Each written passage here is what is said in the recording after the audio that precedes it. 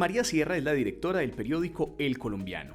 Es periodista de la Universidad Pontificia Bolivariana de Medellín y magíster en Ciencias Políticas de la Universidad de los Andes. Fue jefe de redacción, editor internacional y judicial de El Tiempo y trabajó varios años en Radio Nacional. Entre los reconocimientos más importantes por su trabajo de investigación se encuentran el Premio Nacional de Periodismo Simón Bolívar y el Premio Internacional de Periodismo Rey de España. Como directora del Colombiano, ha estado al frente de importantes denuncias periodísticas relacionadas con irregularidades en el manejo de los recursos públicos de Medellín, redes de corrupción en el sector público y un seguimiento de verificación constante frente a noticias relacionadas con EPM. Luz María Sierra es la invitada de hoy en Conversaciones Pro, la Antioquia que soñamos. Hola, soy María Viviana Botero y me alegra mucho saludarlos en este espacio de ProAntioquia donde los invitamos a que nos soñemos Antioquia. Hoy me acompaña Luz María Sierra. Luz María, bienvenida y gracias por acompañarnos. Quiero decirte que para mí es muy retador hoy estar entrevistándote, porque tú eres una voz muy relevante, una voz fuerte, una voz seria, que además dirige el medio insignia del periodismo antioqueño, el Diario del Colombiano. Así que, Luzma, gracias por acompañarnos y bueno, empecemos. Muchas gracias por la invitación. Buenísimo estar en este programa que sé que se ve en todo el departamento y de paso saludar muy especialmente y muy calurosamente a quienes nos están viendo en este momento. Luzma, estuviste 30 años por fuera de Antioquia, estuviste 30 años en Bogotá y regresaste hace muy poco. Empecemos por ahí, cuéntanos cómo fue ese aterrizaje otra vez a Antioquia y sobre todo cómo se ve Antioquia desde Bogotá. Pues para mí fue muy interesante. Yo pues me vine feliz porque yo siempre me sentí muy antioqueña. Claro que cuando yo llegué a Bogotá, yo me acuerdo, muchos de mi generación nos íbamos para Bogotá y yo era feliz en Bogotá. Mis demás compañeros todos se devolvieron, no resistieron, no les gustó, les parecía. A mí sí me gustaba Bogotá, pero al volver a Antioquia, es que en Antioquia yo tengo todo, yo me siento muy antioqueña. Yo tengo una gran familia aquí en Antioquia, pues para mí todo eso es muy importante. Entonces para mí era como volver a donde tenía que volver.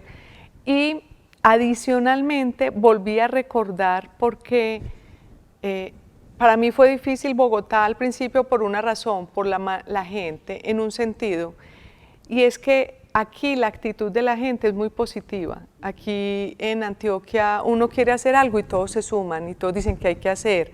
Uno pregunta ¿cómo amaneciste? Y dicen excelente, o no sé qué, y toda la actitud, y esa es la actitud que a mí me gusta, como de hagamos, no de ver cómo le saco el cuerpo al trabajo, a la tarea, y eso me hizo recordar, y me gusta mucho, y Medellín está muy cambiado. Yo venía a Medellín permanentemente, pero en realidad no lo vivía. Y en realidad Medellín, bulle, pues no solo Medellín, es que esto no se llama ya Medellín, yo no sé qué nombre ponerle a esto tan grande que es Medellín, todo el oriente, todo el occidente, eso ya va a ser una megalópolis, yo creo que en un tiempo. En un corto tiempo. Y esa experiencia de Bogotá, que además nosotros en ProAntioquia lo hemos dicho, la importancia de mirarnos más allá de las montañas, también de concebirnos dentro de algo mucho más grande. Yo quiero preguntarte cómo se ve desde Bogotá nuestra región, y cómo, de acuerdo con tu experiencia, cómo mantenemos también esa perspectiva, ¿no?, de la importancia y de lo que tenemos en Antioquia, pero también cómo nos concebimos dentro de la colombianidad y cómo nos seguimos conectando con el país. Sí, yo creo que desde Bogotá siempre hay un sentimiento dual hacia Antioquia. Sí. Por un lado, admiración de unos sectores y por otro lado, esa admiración también se ha convertido en un sentimiento menos grato de otros sectores. Entonces hay quienes nos cuestionan y entonces buscan ese tipo de argumentos de que somos muy provincianos, que estamos metidos en las montañas. Y yo a veces veo aquí gente más universal que en otros lados. De verdad. Pues en el sentido de que lo que pasa es que lo local tiene una gracia y es que quien se aferra a lo local a veces no es porque tenga miedo de lo otro, sino porque aquí ha encontrado un sitio. Pero fíjese que yo creo que toda esta transformación que está teniendo Antioquia, con las vías, las autopistas de la montaña, ahora vías 4G, yo creo que ya nos va a cambiar toda la perspectiva, ya nos vamos a volver, es un cruce de caminos. Antes estábamos encerrados, y a mí no me parece, históricamente yo creo que no fue malo el estar tan encerrados, yo creo que eso fortaleció mucho de nuestra identidad y nos hizo que tuviéramos unas características que nos han hecho lograr cosas muy buenas, muy positivas. Entonces ahora probablemente lo que va a pasar es que nos vamos a convertir en unos ciudadanos del mundo que de pronto, pues no, eso puede ser, tiene sus cosas buenas, sus cosas malas como todo. Pero yo creo que Antioquia ha ido evolucionando mucho, es decir, yo aquí me encuentro y hemos visto, los extranjeros están aquí comprando, viniéndose a vivir, pues por muchas razones económicas, pero también encuentran aquí un lugar donde pueden vivir como en cualquier otra ciudad del mundo, bien.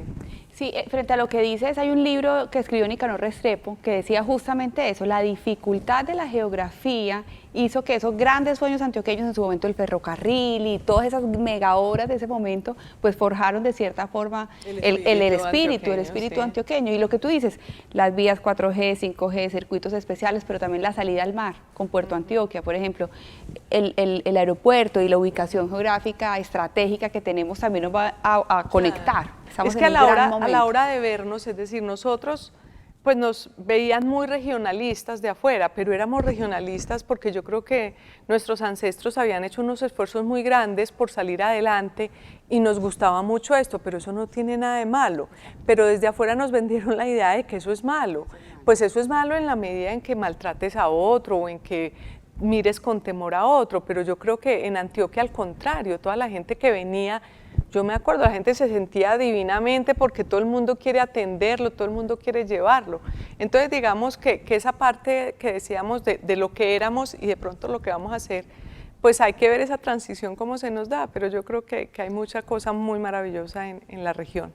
Hablemos un poco del momento, porque estamos en un momento muy convulsionado, no solamente a nivel nacional, local, sino también regional, a nivel de América, una crisis de confianza, discursos populistas, estamos también enfrentados a la realidad de las redes sociales, de las fake news, es un momento importante y importante específicamente para el periodismo, porque todo eso termina retando tu labor y la labor del periodismo. Entonces quiero preguntarte cómo en medio de todo este caos y de tanta información, ¿cómo se mantiene la credibilidad de un medio? No es fácil en estos tiempos, tú lo has dicho, y yo creo que es una labor que no va a ser solo labor de los periodistas, nos compete a nosotros, pero sí de toda la sociedad, porque es que el periodismo no es algo de los periodistas, el periodismo es un patrimonio de una sociedad democrática.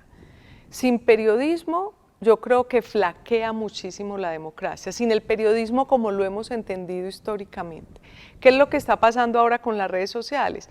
Que como las redes sociales lo que hacen es acentuarle a uno los prejuicios, es decir, yo creo que todos los que nos están viendo recordarán, si siguen a alguien en una red social y dice algo que no le gusta, lo bloquean, lo dejan de seguir, entonces uno termina oyendo solamente a unas personas y esas personas le empiezan a mover a uno sus instintos hasta el punto de lo que tú llamas fake news, que para ese grupo no es fake news, es decir, para esa burbuja que está no es fake news. Entonces, ¿qué pasa con los medios de comunicación?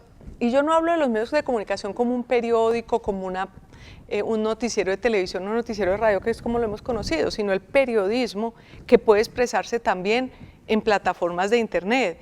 Pero los valores del periodismo, que es tratar de llevar los hechos, que todos coincidamos en los hechos, es que si no coincidimos en algo, las sociedades se rompen y lo estamos viendo con las polarizaciones que se están dando. Eso es una ruptura de la sociedad que el día de mañana trae peores consecuencias y necesitamos unas narrativas que nos unan. Y esas narrativas las tiene que hacer alguien, y no solamente puede ser el gobierno de turno, porque el gobierno de turno pues puede es de turno y no puede convertirse en una dictadura. Debe ser, de pronto, que los medios sean un escenario del debate público en donde se ponen hechos reales en el tapete. Lo que está ocurriendo ahora es que muchas personas o algunas personas con poder crean medios falsos y los llenan de noticias que les sirven a ellos y a través de promoción en redes sociales de pronto terminan construyendo una realidad que es falsa pero que les conviene a ellos. Yo siempre he dicho que a mí me hubiera aterrorizado que en la época de Pablo Escobar existieran las redes sociales, porque un personaje con tanta capacidad económica consigue unos expertos y nos llena de una información. Estaríamos de pronto en el imperio de Pablo Escobar en este momento si él hubiera tenido esas posibilidades. Entonces, obviamente, me parece que la sociedad toda, de alguna manera, tiene que empezar a ver cómo se autorregula a sí misma para que no quedemos a disposición de algunos poderosos que malintencionadamente manejan las redes o las plataformas digitales. Pero la tarea es de todos. Yo creo que el periodismo tiene que hacer hoy más que nunca se necesita más periodismo. Hoy, cuando muchos creen que el periodismo está en crisis, es cuando más las sociedades necesitan periodismo. Entonces es una tarea un poco de todos. Yo por ejemplo, mire, yo he trabajado en Bogotá, en El Tiempo, en Semana, en Blue Radio, y yo digo, si me hubieran ofrecido la dirección de un periódico en Bogotá, de pronto no sé si la hubiera aceptado. La acepté en Medellín porque me parece que aquí hay un sentido de lo público, que aquí la gente, hay una clase dirigente y la gente del común se interesa porque lo público salga adelante. Yo trabajé en El Tiempo mucho tiempo y El Tiempo no es de Bogotá, El Tiempo no informa nada de Bogotá. Bogotá se va por el despeñadero y no importa, en cambio aquí a la gente sí le importa. Entonces, en esa medida me parecía que sí se podía hacer un trabajo interesante desde el periódico El Colombiano. Ahorita vamos a hablar del rol de la ciudadanía, pero yo quiero devolverme a eso que mencionaba, si era lo que le pasa al periodismo frente a algunos poderosos. Y es que cuando el periodismo cumple su labor y parte de ese cumplimiento pasa por ser una voz vigilante, crítica, activa, como tú dices, poner los hechos y puede que esos hechos no necesariamente favorezcan a uno u otro gobernante, pues inevitablemente llegan los ataques. ¿Cómo se viven los ataques, sobre todo cuando esos ataques vienen desde el poder público? ¿Cómo se viven para ti? ¿Cómo los vives? Pues mira, realmente es algo realmente novedoso para mí. Yo he hecho periodismo durante muchos años y he denunciado cosas muy importantes y he participado y en realidad nunca habíamos sentido pues ese tipo de ataques, pero yo lo entiendo, lo comprendo en el sentido de que cada vez los mandatarios se sienten más poderosos.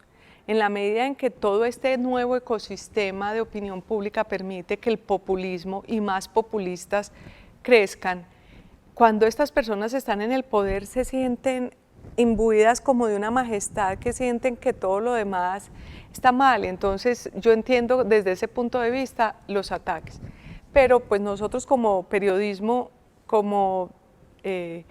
nos toca es hacer el periodismo, hacer las denuncias, porque el periodismo, una de sus tareas, el periodismo cumple muchas tareas, una de sus tareas es estar ahí donde se está usando el poder y ponerlo en evidencia, para que ojalá otras autoridades que son las responsables, como la Fiscalía, la Contraloría, la Procuraduría, tomen eso y lo conviertan ya en un hecho jurídico o disciplinario. Entonces, pues uno lo recibe como que es parte de lo que va a estar pasando y que está pasando en otras partes del mundo. Fíjese, en Rusia, Vladimir Putin, hay periodistas que han tenido muchas dificultades allá, los han acallado, los han sacado del país, cosas de verdad muy fuertes. Entonces eso es lo que nos espera, pero contra eso es lo que hay que luchar, porque se trata es de seguir siendo fiel a la verdad y a los hechos. Mucho coraje y mucha valentía la tuya enfrentarlo. Pues yo creo que es de todos los que hacen periodismo, es decir, los que se meten en esta labor y la entendemos como un servicio público, porque es que pues también hay muchos tipos de medios y de periodistas. Con todo estas nuevas posibilidades tecnológicas, pues hay un periodismo de activistas, que entonces eso está más relacionado con la política. Fíjese usted que en estas elecciones, muchas de las que hacían en redes sociales como una suerte de denuncia, pues se convirtieron en congresistas.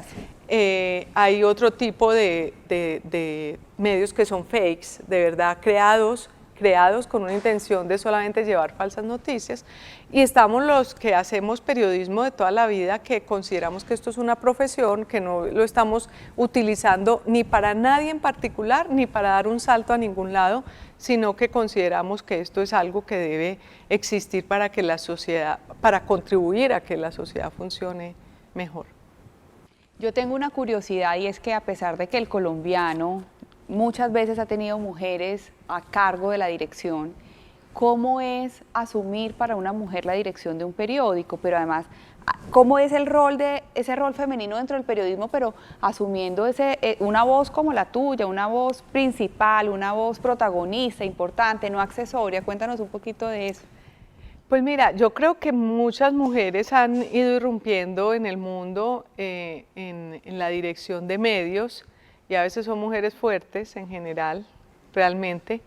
En mi caso, yo además, cuando era periodista en el Tiempo de Bogotá, yo fui también la primera mujer que fue jefe de redacción, y también la primera mujer que fui jefe de redacción sin ser de la familia Santos, y ahora me pasa algo parecido. Claro. No soy la primera mujer, pero sí soy la primera que no es de la familia pionera de los propietarios. No pionera, pero pues eso significa un rompimiento que de todas formas me ha sido, no, digamos, yo no me puedo quejar, para mí, digamos, no ha sido difícil. Mis jefes han reconocido mi trabajo y por eso me han puesto en esas funciones.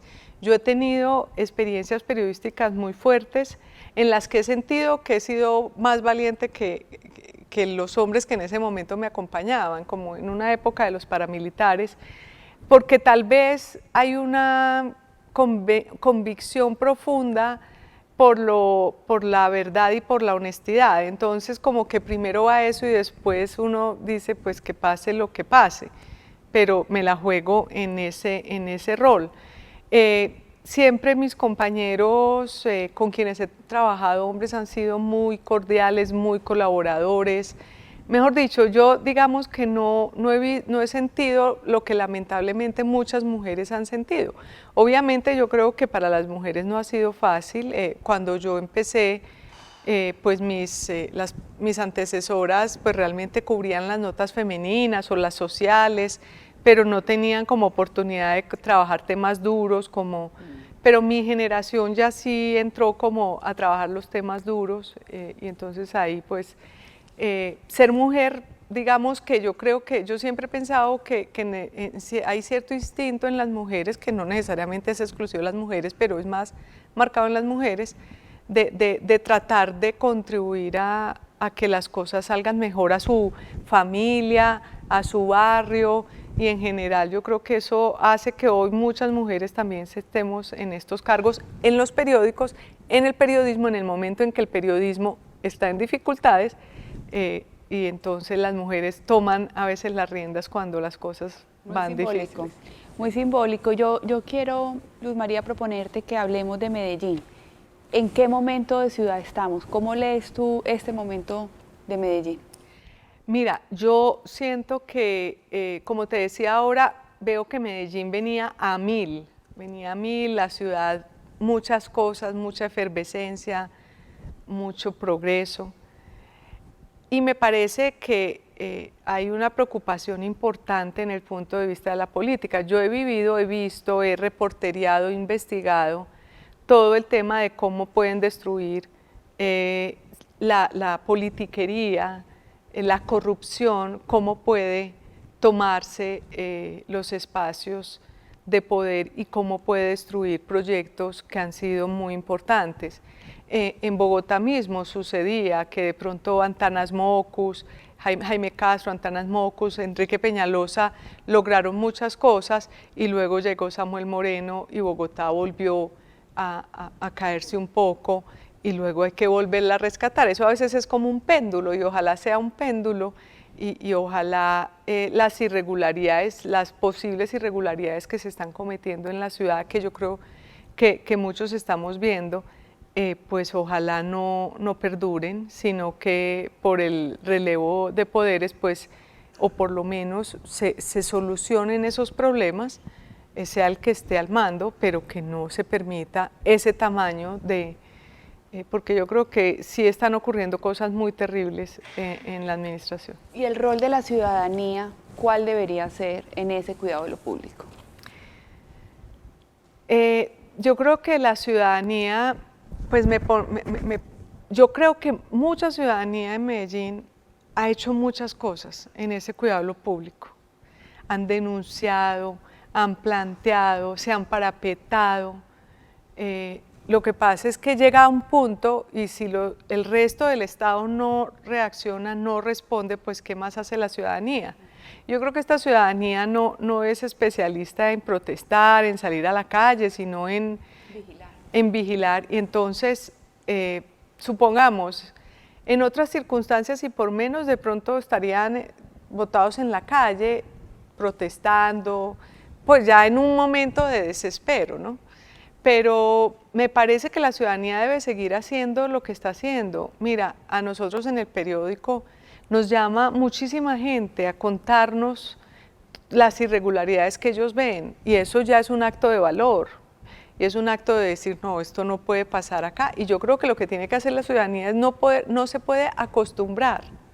Es decir, lo peor que puede pasar es que nos acostumbremos, hay que seguir denunciando lo que está mal, alabando lo que está bien, pero no permitiendo que se roben el dinero público, el dinero que es de todos y el dinero que es para que los niños puedan comer, para que los viejos puedan medianamente tener donde dormir, para que los niños puedan estudiar. Hay que investigar qué es lo que está pasando más a fondo y si es más bien es como una solicitud. Yo no sé si la ciudadanía podría a las entidades, a los organismos de control, a los organismos de investigación, exigir que funcionen, que investiguen. Es que no es ni siquiera que condenen, no, investiguen y si no encuentran nada, pues absuelvan, pero hagan algo, ¿no? Para terminar, siempre nos gusta hacer una pregunta de futuro, de esperanza, y te la quiero hacer. Luz María, ¿cuál es la Antioquia que te sueñas? La Antioquia que me sueño, pues a ver, me la imagino en este momento. Pues yo me sueño una Antioquia que conserve todo lo bueno. Antioquia tiene varias vertientes, ¿no? Hay 5 regiones y cada subregión tiene su característica y hay regiones que tienen cosas muy positivas y otras que son un poco más complejas. Somos muchas Antioquias. Yo quisiera que pues Antioquia rescatara, mantuviera y perdurara ese espíritu emprendedor, buena gente, de buena actitud, de echado para adelante, de divertido, de que todo va a salir bien, de optimista.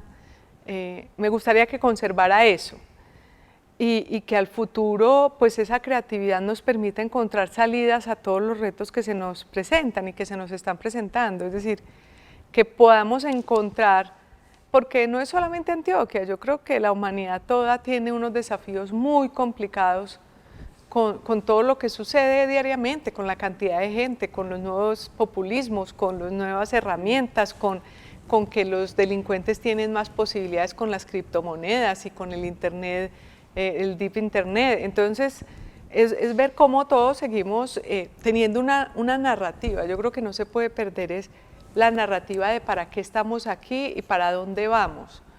Yo creo que a las sociedades, decía Harari, que realmente lo que hizo que el Homo sapiens superara a los demás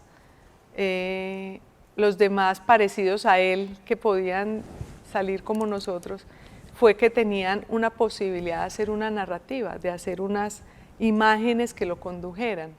Yo creo que si se pierde eso, se pierden la mayoría de las cosas. Luz María, muchas gracias por acompañarnos y a ustedes muchas gracias por acompañarnos en Conversaciones Pro. Muchas gracias también a la Alcaldía de Envigado que nos facilita esa belleza de espacio el Teatro Otra Parte y un saludo especial a los 125 municipios de Antioquia. Nos vemos en las próximas Conversaciones Pro por Teleantioquia todos los jueves a las 5 de la tarde.